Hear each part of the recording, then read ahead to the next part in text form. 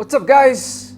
Here we are, build log episode 3, and I hope you guys really enjoyed the video that I put together the other night about how this thing looks after we transferred everything over from the NZXT H440 into the Lian O-11 Dynamic. Okay, so there were actually quite a few problems that I had when I was putting this together.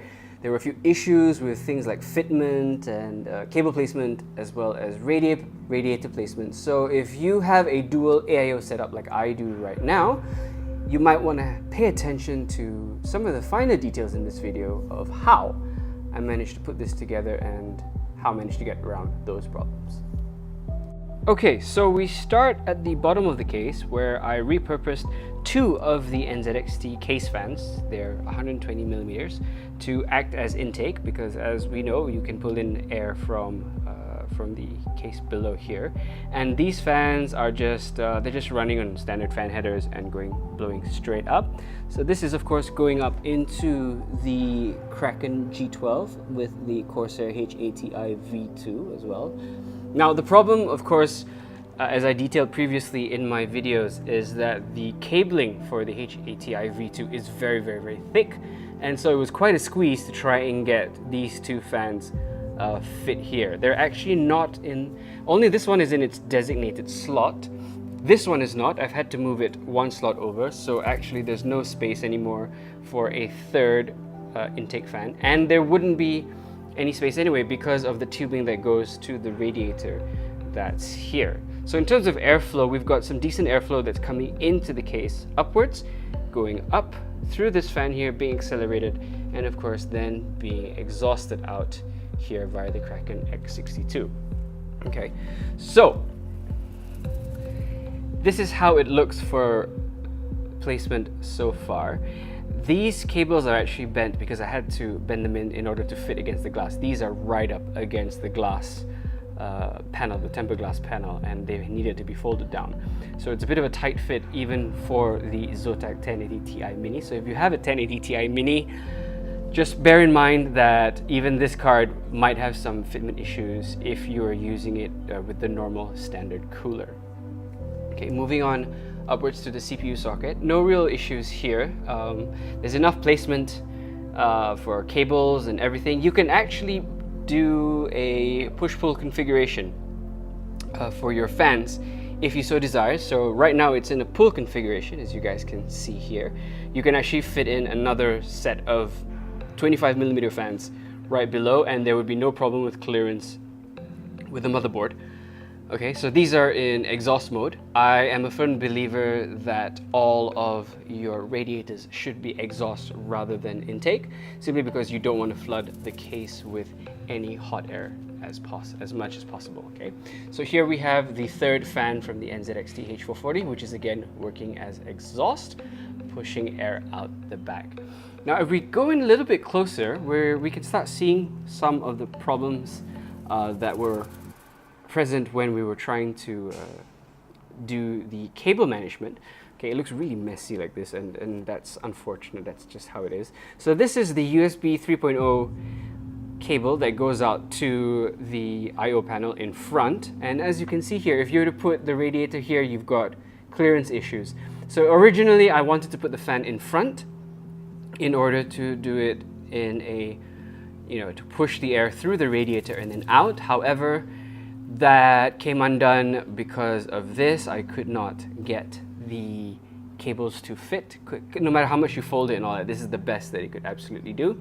So that went off, and the fan is now at the back in a pull configuration.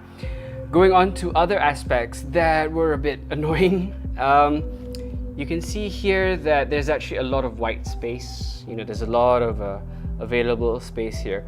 I probably should have pulled this radiator further to cover it up on this side instead, but I wanted to see whether, but then the cables look nicer elongated like this rather than scrunched up in an even smaller S, or maybe you could have flipped it around, but either way then the logo would not have been straight.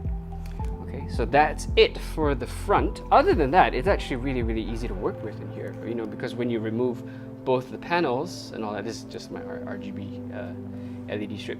Once you remove both panels, there's a lot of space for you to work with. There's no worry about the about your power cables and everything, because everything is at the back. However, cable management is indeed a bit of an issue, simply because, you know, the rest looks so clean and so open that once you start running cables everywhere, it can get really messy really fast. And if you want to talk about messy, then let's have a look at the back. So having a look at the back of the case now, as you guys can see, okay, so most of the cables are hidden behind this very handy cable management bar, as they call it, so it doesn't look that particularly messy upon first glance. However, if I was to remove the screws up top here, these two screws, and if I was to remove the bottom screw right there and take that off, a whole spaghetti of cables will fall out and it would just look really nasty. Okay, now the thing is that, fortunately or unfortunately, depending on how you look at these things, this is probably the best way to sort of like keep it neat as possible, by having the mess on this side of the case rather than on the front. Okay, so as I was saying earlier, we have the HATI V2, the second fan here, in a pull configuration, and this is of course the other fan. Now the thing is that if you were to mount dual radiators for your two AIOs, you can have one up top here, which you can just about see. You can have one here as well. Oh boy, oops, I accidentally pressed that. You can have one here for your graphics card if you have a Kraken G12. The thing is that there is no space here for another 120mm fan. It just won't fit. These holes do not line up, so I could not add a second 120 fan here, because then the screw heads would actually either be above or below these particular sockets right here. So no, not advisable for you to put another 120mm fan. Okay, so there are two SSDs here. One, they're both for games, of course. I'm running an M.2, which is on the motherboard in front for my OS. Of course, we have the power supply right here. So yeah, it's a quick walkthrough of how the entire case looks like. This is basically, not to say best case scenario. I'm not really trying to make this as clean as possible yet, because I have my hardware on the way. But this is how it stands right now. So you can see actually the tolerances aren't great. Once you look in past the facade, I should say, of the tempered glass in front, it really is quite a bit of a mess back here. Not the best thing in the world, not the worst thing in the world either though, at least, because it's, at the very least, you don't have to see it all the time. So ladies and gentlemen, boys and girls, that was that. We've been through the front, we've had a look at the back, and that is of course dazzling Diana for you. Okay, as you can clearly see, the front is in better shape than the back. Then again, I will admit that I have not put a lot of effort into this particular case, simply because most of the internals will be changing very soon. I can indeed confirm that new hardware is on the way after weeks of sorting out financial constraints. Sorting out financial constraints. Here's a quick recap of what we've done here. We have two fans as intake at the bottom, pulling air up through here. There is a dust filter, of course. We have two fans here in exhaust, one pulling it through a radiator, the other is just a normal case fan, exhausting it out the back. We have two 140mm fans here that are in pull configuration that are pulling air out through the Kraken X62 radiator as exhaust. Now, I live and die by this particular mantra: do not exhaust your radiators into the case. Okay, there's a ton of heat that's already being generated by your components.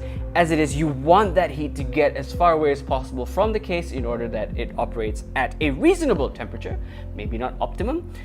Either way, reasonable temperature. You don't want all of the heat that's being generated by your GPU or your CPU being put back into this case and then having to configure your fans so that that heat will be pulled out again anyway. Okay, so I repeat, always put your radiators as exhaust. Okay, I repeat, as exhaust.